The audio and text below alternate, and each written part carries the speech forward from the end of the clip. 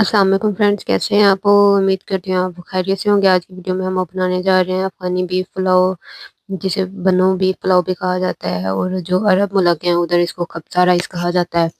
तो सबसे पहले हम लोगों ने जो अपना बीफ ले लेना है, जो भी आपने बीफ, ये मैंने बोनलेस तकरीबन मेरे पास बीफ है, ये लिया है। तकरीबन 1 किलो ये बीफ है मेरे पास। इसको हम लोगों ने सबसे पहले ऑयल डाल लेना है थोड़ा सा। आपने ऑयल को गर्म करना है।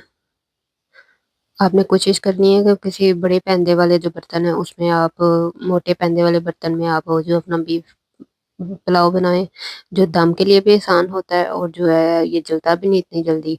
जो पतले पैंदे वाले बर्तन होते हैं उसमें आपका खाना इतना अच्छा नहीं बनता। तो हम लोगों ने ये थोड़ा सा पहले जो प्याज है वो ब्राउन करना है। बहुत ज़्यादा आपने प्याज नहीं ब्राउन करना, क्योंकि अगर बहुत ज़्यादा प्याज जो आप ब्राउन करते हैं या बहुत ज़्यादा प्याज डालते हैं तो उससे ऐसा होता है कि आपका जो चावल है उनको बहुत कलर आ जाता है। अब ये हम लोगों ने अपना बीफ डाल लेना है इसमें। अगर हम बीफ को ऐसे थोड़ा सोते करते हैं, फ्राई करते हैं, तो इसका बस एक फ़ायदा हमें होता है कि जो हमारी बोटी है वो बहुत ज़्यादा गल भी जाए तो टूटती नहीं है। लेकिन अगर आप ऐसे नहीं करते, डायरेक्ट इसको पानी में डाल के चढ़ा देते हैं, तो उसका ये नुकसान होता है कि जो आपकी बोटी है ना वो ज़्यादा गल जाए तो टूट जाती है और उसके रेशे रेशे अलग हो जाते हैं, जिससे आपके जो खाने की प्रेजेंटेशन है वो इतनी अच्छी नहीं होती। बहुत ज़्यादा भी आपने इसको फ्राई नहीं करना, बस आप थोड़ा सा इसको फ्राई करें ताकि ये जो उसके मसाम है वो बंद हो जाए। ये इसको हम लोगों ने फ्राई कर लेना है अच्छे से। ये तकरीबन तकरीबन हमारा हो गया हुआ है।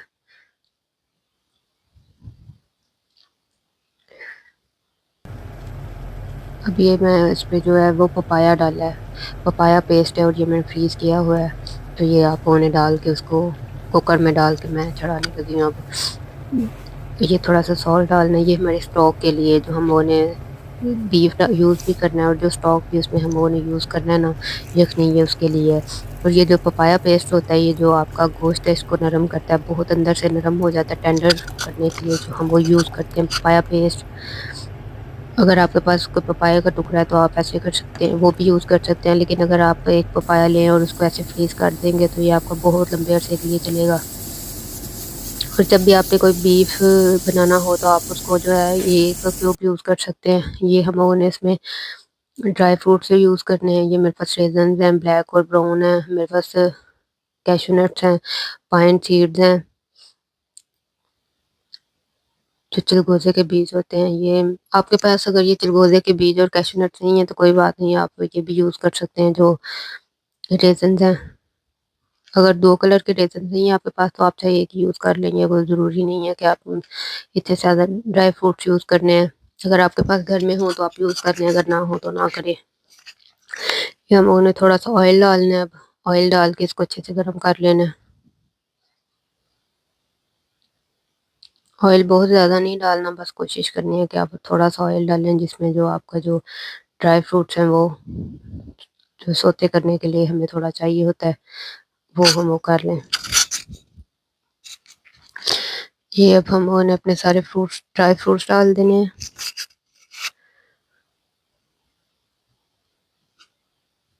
ड्राई फ्रूट्स जो है हम लोगों ने इसको मुसलसल हिलाते रहना है, वरना जो है ये एक साइड से जल जाएंगे और दूसरी साइड से कच्चे रह जाएंगे। थोड़ा इनको कलर तो देना है, लेकिन इतना कलर नहीं देना कि ये जल जाए।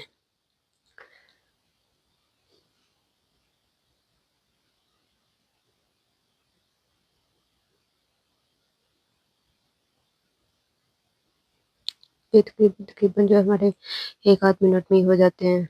लेकिन आप कोशिश करेंगे आप जो धीमी आंच पे रख के इसको थोड़ा करें। ये अब हम लोगों के जो ड्राई फ्रूट्स हैं वो हम लोगों ने निकाल लेने। ये मैं राइस लेने लगी हूँ। ये 2 कप राइस लूँगी मैं, ये 3 कप यूज़ कर लें, अब 4 कप यूज़ कर लें। 3 कप राइस ही हैं। ये मेरे पास बासमती के राइस हैं अच्छी क्वालिटी के, और जो आपका खाना होता है, जो आपका राइस होते हैं, उसमें राइस की क्वालिटी बहुत मैटर करती है। ये अब हम लोगों की जो यखनी थी वो भी पक के तैयार हो गई है। ये देखिए, यखनी भी और हमारा जो बीफ है वो भी गल गया हुआ है। ये हम लोगों ने अपना बीफ निकाल लेना है अब अपने एक सेपरेट बाउल में। और पीछे जो है हमारी ये यखनी बच गई है जो हम लोगों ने अपनी कुकिंग के लिए यूज़ करनी है। अब हम लोगों ने ऑयल गर्म करना है एक देगची में, जिसमें आप लोगों ने अब राइस पकाने हैं। अब राइस की बारी है। उसके बाद हम लोगों ने जो बारीक कटी हुई प्याज है वो डालनी है। और आपके चावलों का कलर है ना, वो कटे हुए प्याज पे बहुत डिपेंड करता है। अगर आप बहुत मोटा मोटा सा प्याज काटते हैं तो ये जो है आपका कलर बहुत खराब करता है, क्योंकि जो मोटा प्याज होता है उससे कलर बहुत तेज होता है। अगर आपने अच्छा नफीसा कलर लाना है तो आपने हमेशा ये कोशिश करनी है कि बिल्कुल बारीक काटें प्याज। और जो प्याज काटते हैं उनका साइज भी एक जैसा होना चाहिए। अगर कुछ मोटा कुछ बारीक है तो कुछ पहले गल जाता है कुछ बाद में, तो कलर आ जाता है उसमें, तो ये सही नहीं होता। तो आपने बारीक बारीक जो प्याज काट लेना। तो फिर आपने जब इसका कलर आ जाए, ये वाला चिकन स्टॉक में यूज करने लगी हुई है, चिकन के क्यूब है, ये इतना को कलर देना है हम लोगों ने, बस बहुत ज्यादा नहीं देना। अब ये थोड़ा सा यखनी स्टॉक डाला है,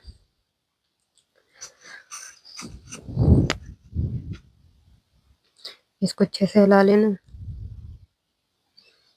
ये कलर निकालने के लिए जरूरी होता है। ये मैंने सारे साबुत खड़े मसाले डाले हैं। बे लीफ है मेरे पास, इलायची है, स्टार एनिस है, और सिनेमन स्टिक भी है। ये सबको अच्छे से मिक्स कर लेना अब। और अब इसमें बीफ डाल के थोड़ा उसको भून लेना है। बहुत ज्यादा नहीं भूनना, क्योंकि हमने इसको पहले भी भूना है और जो है इसको बाद में गला भी हुआ है। बस थोड़ा सा हमने इसको भूनना है। अब ये मैं इसमें चिकन क्यूब डाले हैं। ये चिकन पाउडर ही होता है, ये ना भी डालें तो कोई मसला नहीं इसका होता, लेकिन अगर आपके पास है तो आप यूज कर लें। जो पाकिस्तान में लोग रहते हैं ये कनौर के क्यूब मिलते हैं, चिकन क्यूब, आप वो यूज कर लें। अगर आपके पास वैसे ही कोई चिकन पाउडर या बीफ पाउडर है तो जो वो यूज कर लेंगे। हम लोगों ने अपनी जो यखनी है वो डाल देनी है अब। तो अगर आपने अपने चावल भिगाए भिगोए होते हैं ना, 3 कप अगर आपके पास चावल हैं तो आप उसमें 4 कप पानी डालें और बाद में जो है ना दम लगा लें। जब थोड़ा सा पानी उसमें रह जाए तो ये हम लोगों का जो पानी को उबाला आ गया। अब हम लोगों ने इसमें अपने राइस डाल लेने हैं।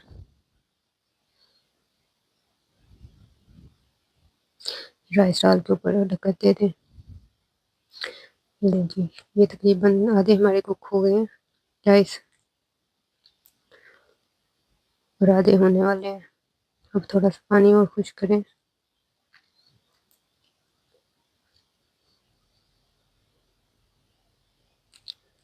ये जी, ये मैंने एक जो बेकिंग पैन है वो नीचे रखा है, नीचे आग जलाई है ताकि जो हमारा दम है वो अच्छे से आ जाए। मैंने चावल दम पे लगा दिए हैं।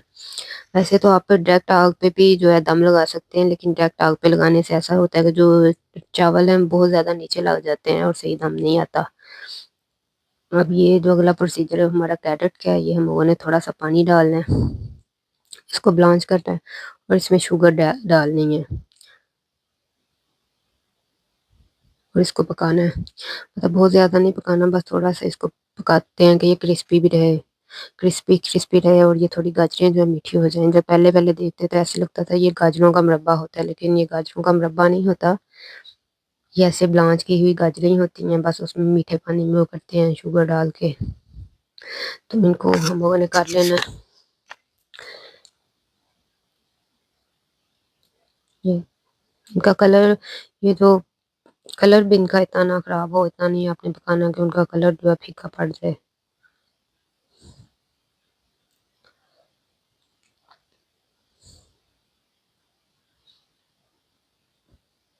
ये आपने हाथ लगा के देख लेना इनको कि ये नरम हुई हैं या नहीं, ये पकी हैं या नहीं। ये कच्ची भी नहीं होनी चाहिए और बहुत ज्यादा इनका गलना भी नहीं चाहिए।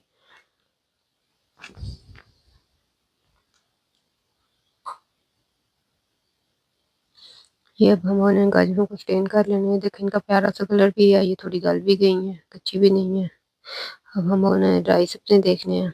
ये राइस भी हमारे देखे कितने अच्छे खूबसूरत लग रहे हैं, ये टूटे भी नहीं, बहुत गले भी नहीं है, खड़े खड़े से राइस हैं। अब इनको आप उन्हें जो भी सर्विंग प्लेट है आपके पास आप उस पर डाल दें। ये हमारा बीफ पुलाव रेडी हो गया, जो अब आपने ड्राई फ्रूट्स डाले हुए हैं, आपको उनको एक साइड पे डालने हैं। अगर आप बीच मिक्स करना चाहते हैं तो बीच मिक्स कर दें, अगर साइड पे डालने हैं साइड पे डाल दें, अगर ऊपर आपने छिड़कने हैं तो छिड़क भी सकते हैं। इसके बाद आपको उन्हें गाजरें डालनी है, और ये जो गाजरें हैं वो बहुत जो पुलाव को निखारती हैं, बहुत अच्छी प्रेजेंटेशन आती है गाजरों से। लो जी, आपका बीफ पुलाव रेडी है। उम्मीद करती हूँ अगर आप ये रेसिपी ट्राई करें तो मुझे कमेंट करके ज़रूर बताएं आपकी कैसी बनी है रेसिपी। उम्मीद करती हूँ आपको मेरी वीडियो अच्छी लगी होगी। अगर आपको मेरी वीडियो अच्छी लगी है तो आप इसको लाइक करें, मेरे चैनल को सब्सक्राइब करें। मिलते हैं एक नई वीडियो में। अल्लाह हाफिज़।